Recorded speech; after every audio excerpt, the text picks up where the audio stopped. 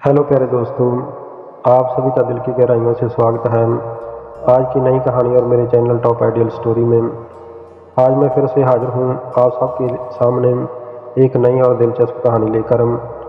आज की कहानी भी बहुत ही ज़्यादा दिलचस्प होने वाली है। जैसे जैसे ये कहानी सुनोगे तो आनंद बढ़ता जाएगा।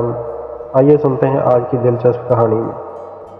आज की कहानी परिस्तान की एक परी, उसके बेटे और एक चरवाहे की कहानी है। बहुत पहले समय की बात है कि एक नगर में एक नौजवान चरवाहा रहता था। उसके पास बहुत सारी भेड़ और बकरियां थीं। वह चरवाहा रोजाना ही जंगल में भेड़ बकरियों को चराने के लिए जाता था।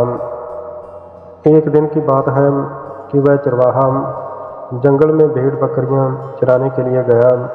तो शाम के वक्त जब वह गांव को लौटने वाला था तो बहुत तेज आंधी चलने लगी, और जिसमें कि उस चरवाहे की भेड़ बकरियां तो गांव की तरफ भाग गईं, लेकिन वह चरवाहा नौजवान रास्ता भटक गया। वह जंगल में एक बहुत बड़े बरगद के पेड़ के तने को पकड़कर बैठ गया। जब आंधी शांत हुई तो उसने देखा कि बहुत अंधेरा हो चुका है। उसने सोचा कि आज यहीं रात काट लेता हूँ, लेकिन जंगल में उसे कई जंगली जानवरों का भी डर था। इसलिए वह पेड़ के ऊपर चढ़कर उसकी टहनियों को बांधकर एक झूला सा बनाकर उसमें लेट गया। जब आधी रात का समय हुआ तो उसने देखा कि आसमान में बहुत ज़्यादा प्रकाश हो रहा है। ऐसे लगता था जैसे कि कोई बहुत चमकीली चीज़ धरती की तरफ आ रही है। जैसे ही वह प्रकाश उसके नज़दीक आया तो उसे एक बहुत ही सुंदर रथ आता हुआ दिखाई दिया। उस रात को सफ़ेद रंग के 4 बहुत ही सुंदर घोड़े खींच रहे थे, और उसके पीछे भी कई रथ आ रहे थे जिन्हें एक एक घोड़ा खींच रहा था। 4 सफ़ेद घोड़ों वाले सुंदर रथ के ऊपर एक बहुत ही सुंदर सुनहरी पंखों वाली परी बैठी थी। उसके पीछे वाले रथों में भी बहुत सुंदर सुंदर परियां सवार थीं। उन परियों के रथ उस जंगल में उतरे और सभी रथ उस बरगद के पेड़ के पास आकर रुक गए। सारी परियां रथों से नीचे उतरीं और वह जंगल में बरगद के पेड़ के नीचे इकट्ठा हो गईं। 4 घोड़ों वाले रथ वाली जो परी थी, दूसरी परियों ने उसके लिए बहुत ही सुंदर सा एक रंगीन पलंग उस बरगद के पेड़ के नीचे बिछा दिया, और उसके ऊपर वह सुनहरी पंखों वाली परी बैठ गई। वो नौजवान चरवाहा बरगद के पेड़ के ऊपर से ये सब कुछ देख रहा था। वह बहुत हैरान था कि ये क्या हो रहा है। उसको अपनी आंखों पर यकीन नहीं आ रहा था, लेकिन ये सब कुछ सच था। तो परियों की मलका कहने लगी कि आज का जश्न शुरू किया जाए। उसी वक्त दूसरी जो परियां थीं वह नाचने और गाने लगीं। उनकी आवाज़ बहुत ही सुंदर और मधुर थी, जिसे सुनकर वह नौजवान चरवाहा भी झूम उठा। इतनी सुंदर और मधुर आवाज़ में वह परियां गा रही थीं। उस जंगल में मंगल लग गया। सभी परियां मस्ती में झूम झूम कर नाच गा रही थीं। बरगद के पेड़ पर बैठे हुए चरवाहे को बहुत आनंद आ रहा था। तो काफ़ी देर तक वह परियां नाचती गाती रहीं। तो अचानक ही नाच गाना बंद हो गया। चारों तरफ सन्नाटा छा गया। परियों की मलका के चेहरे के तेवर बदल गए। उसका चेहरा गुस्से में लाल हो गया और आंखों में खून उतर आया। वो गर्ज कर बोली, उस मुजरिम को पिंजरे से निकालकर मेरे सामने पेश करो और उसकी पीठ पर 10 कोड़े मारे जाएं। एक रथ के ऊपर लोहे का एक बहुत बड़ा पिंजरा रखा हुआ था। उसमें एक नौजवान कैद था। परियों ने उस नौजवान को पिंजरे से निकालकर मलका परी के सामने पेश कर दिया। मलका ने कड़क कर कहा कि अपनी पीठ घुमाकर कोड़े खाने के लिए तैयार हो जाओ। वो नौजवान पीठ घुमाकर खड़ा हो गया। चरवाहा ये सब देखकर एकदम डर गया।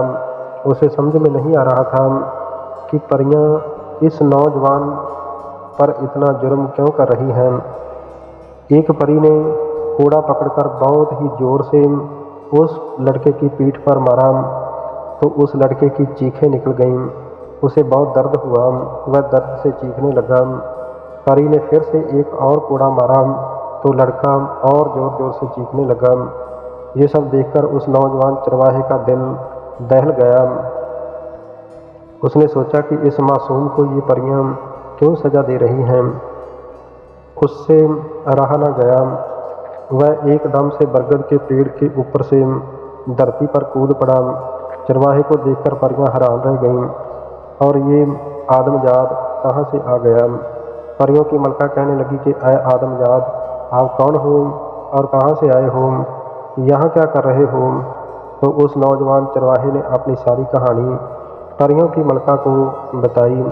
वह कहने लगा कि मैं बरगद के पेड़ के ऊपर सो रहा था, लेकिन जैसे ही आप धरती पर आई और मैं आपके जश्न को देख रहा था, लेकिन अचानक ही आप इस नौजवान को कोड़ों से पीटने लगी।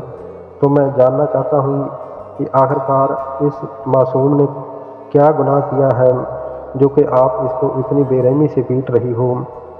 मुझसे ये सब कुछ देखा नहीं जा रहा है। तो जो परियों की मलका थी उसकी आंखों में आंसू आ गए।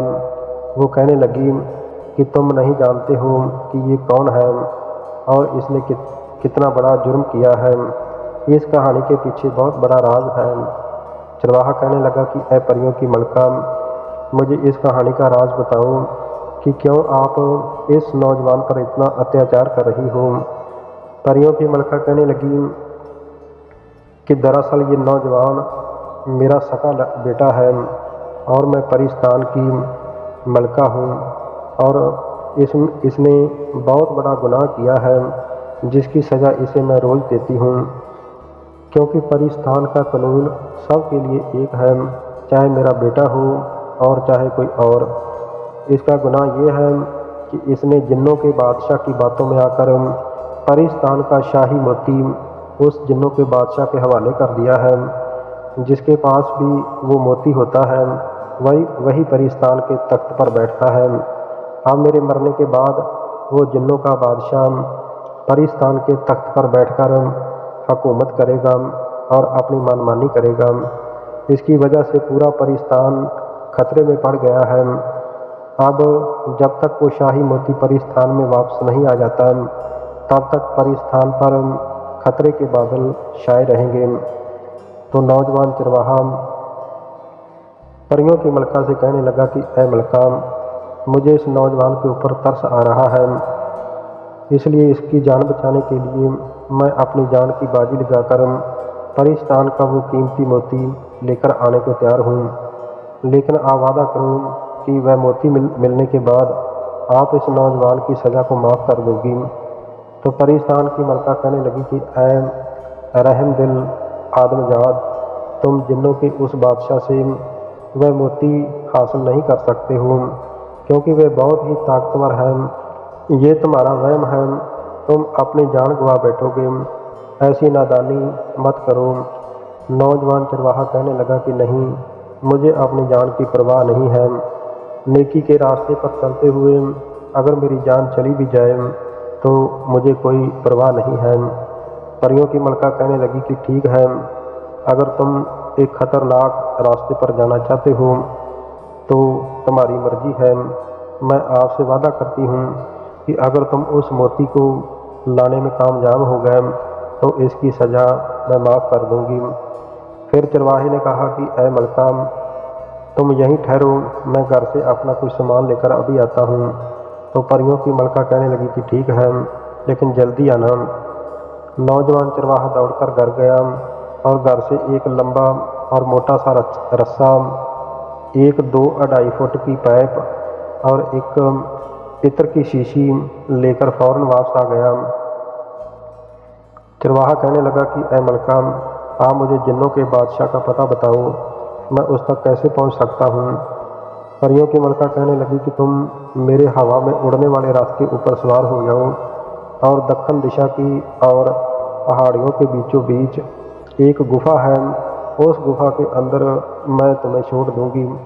वहाँ पर एक बहुत ही बड़ा सांवरी जादूगर रहता है, लेकिन उस जादूगर की जान एक तोते में है, जिसे वह हमेशा अपनी गुफा में एक जादुई पिंजरे में कैद करके रखता है।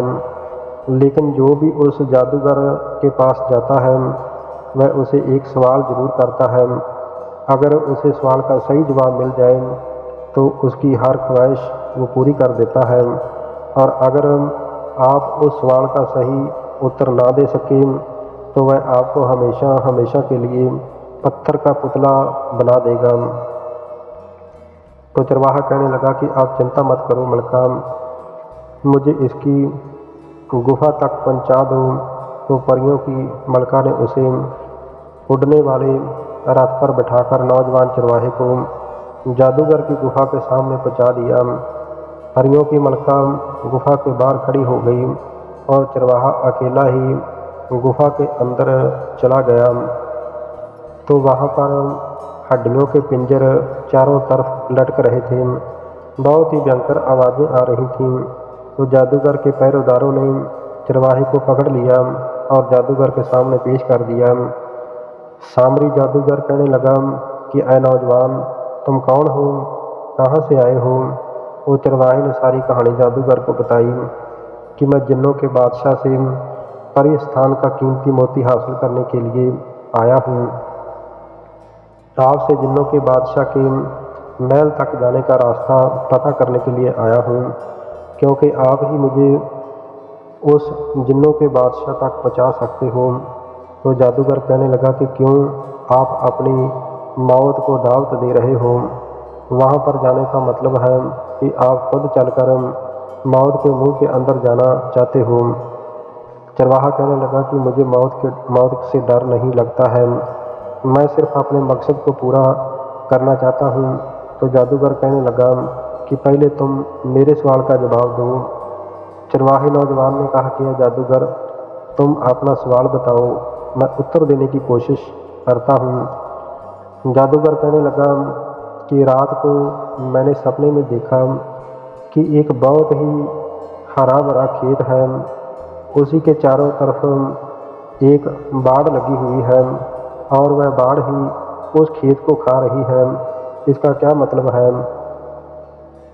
चरवाहे ने कहा कि इसका सीधा साधा उत्तर है, जैसे किसी इंसान ने अपना कोई दान दौलत अमानत के तौर पर रखा हो और वो आदमी ही उस दान दौलत को खा जाए, जैसे कि बाढ़ ही खेत को खा रही थी। तो वह जादूगर खुश हो गया, कहने लगा कि बिल्कुल सही, आपने बिल्कुल दुरुस्त उत्तर दिया है, मैं आप पर बहुत खुश हूँ, मांगो क्या मांगते हो? चरवाहे ने कहा कि जादूगर, मुझे जिन्नों के बादशाह के महल तक पहुँचा दो। जादूगर ने अपने जादुई डंडे को हवा में घुमाया तो एक बहुत बड़ा बाज परिंदा प्रकट हो गया, जो कि बहुत ही विशालकाय बाज था। जादूगर कहने लगा कि जाओ, इस बाज की पीठ के ऊपर सवार हो जाओ, ये तुम्हें जिन्नों के बादशाह के महल तक पहुँचा देगा। जादूगर ने कहा कि एक बात और है कि जिन्नों के बादशाह को दिन के समय दिखाई नहीं देता है, वो सिर्फ रात को ही देख सकता है, और इसलिए तुम दिन के समय उससे मोती हासिल करने में कामयाब हो सकते हो। चरवाहे ने जादूगर का धन्यवाद किया और बाज की पीठ पर सवार हो गया। बाज हवा में उड़ने लगा तो उड़ते उड़ते पहाड़ों और जंगलों के ऊपर से गुजरने लगा, तो आखिरकार ज़मीन की तरफ उतरने लगा। धीरे धीरे ज़मीन पर उतर गया और नौजवान चरवाहे ने देखा कि सामने एक काले पत्थरों का महल है, और बाज वहीं खड़ा करके चरवाहा इस महल के अंदर गया। तो महल के अंदर बहुत ही सुंदर सुंदर तालाब, स्वादिष्ट फलों की और मेवों के वृक्ष लगे हुए हैं। जिन्नों का बादशाह सामने बैठा हुआ फल खा रहा था। चरवाहे ने अपने शरीर के ऊपर इत्र डाल लिया ताकि जिन्नों के बादशाह को इंसान की खुशबू ना आ सके। चरवाहे ने फिर जो घर से पाइप लेकर आया था, उस पाइप में जोर से बोला कि ऐ गुस्ताख, मेरे आने पर खड़े होकर मुझे सलाम क्यों नहीं बुलाई? पाइप में चरवाहे की आवाज़ बहुत तेज़ आ रही थी, क्योंकि चरवाहा जानता था कि अब दिन का समय है, इसलिए ये जिन्न देख नहीं सकता है। जिन्नों का बादशाह इतनी गर्ज भरी आवाज़ सुनकर दहल गया और कहने लगा कि आप कौन हो? तो चरवाहे ने कहा कि मैं जिन्नों का बड़ा जिन्न हूँ। जिन्नों का बादशाह कहने लगा कि कितने को बड़े जन हो। तो चरवाहे ने कहा कि मैं अपनी मूछ का एक बाल आपकी तरफ फेंकता हूँ, तो इस बाल को देखकर तुम खुद ही अंदाज़ा लगा लेना कि मेरा कद कितना बड़ा हो सकता है। चरवाहे ने वो रस्सा जिन्नों के बादशाह की तरफ फेंका, तो जिन्नों के बादशाह ने अपने हाथों से उस रस्से को छुआ तो बहुत डर गया कि जिसकी मूछ का बाल ही इतना बड़ा है तो उसका शरीर कितना विशाल होगा। जिन्नों का बादशाह चरवाहे की मिन्नतें करने लगा कि मुझे माफ़ कर दो, मुझसे बहुत बड़ी भूल हो गई है। तो चरवाहे ने कहा कि कोई बात नहीं, ये भूल तुमने अनजाने में की है, क्योंकि तुम्हें दिन के समय में दिखाई नहीं देता है, इसलिए मैं तुम्हें माफ़ करता हूँ। मैं तुम्हारे पास एक ख़ास काम से आया हूँ। तो जिन्नों का बादशाह कहने लगा कि महाराज जल्दी बताओ, मैं अभी आपकी मांग पूरी करता हूँ।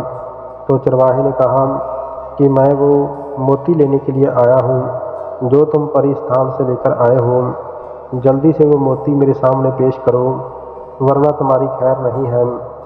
जिन्नों के बादशाह ने सोचा कि मोती जान से तो कीमती नहीं है, इसलिए ये मोती देकर मैं अपनी जान बचा लेता हूँ। जिन्नों के बादशाह ने कहा कि महाराज मैं अभी वो मोती आपके सामने पेश करता हूँ। उसने अपने सिर में बालों की जटाओं से वो मोती निकालकर चरवाहे को दे दिया। मोती मिलते ही चरवाहा बाज के पास आ गया और उसकी पीठ पर सवार होकर जादूगर की गुफा में आ गया। बाज को वहीं छोड़कर परियों की मलका के रथ पर आ गया और परी स्थान का वो कीमती मोती परियों की मलका के हवाले कर दिया। मलका बहुत खुश हुई और कहने लगी कि तुम वाकई एक बहादुर और नेक दिल इंसान हो, जो कि दूसरों की भलाई के लिए अपनी जान की बाजी लगाने को तैयार हो गए। परियों की मलका ने अपने बेटे को आज़ाद कर दिया और उस चरवाहे को बहुत सी सोने की अशरफियाँ और कीमती लाल हीरे पन्ने दिए और चरवाहा खुशी खुशी अपना जीवन व्यतीत करने लगा। ये थी आज की दिलचस्प कहानी। इस कहानी से हमें सीख मिलती है कि कभी भी अपने घर की कीमती वस्तु के बारे में किसी को नहीं बताना चाहिए। जैसे कि परियों की मलका के बेटे ने परी स्थान का कीमती मोती जिन्नों के बादशाह को दे दिया और पूरे परी स्थान को खतरे में डाल दिया। तो दूसरी सीख मिलती है कि हमेशा दूसरों के दर्द को दूर करने के लिए हमें तैयार रहना चाहिए। जैसे चरवाहे ने परी के बेटे के लिए अपनी जान पर खेल कर मोती हासिल किया। तो अगर ये कहानी आपको पसंद आई हो तो कृपया मेरे चैनल टॉप आइडियल स्टोरी को सब्सक्राइब जरूर कर देना। हमेशा अच्छा करो, अच्छा सोचो और खुश रहो। आप सभी का बहुत बहुत धन्यवाद। वंदे मातरम। जय भारत।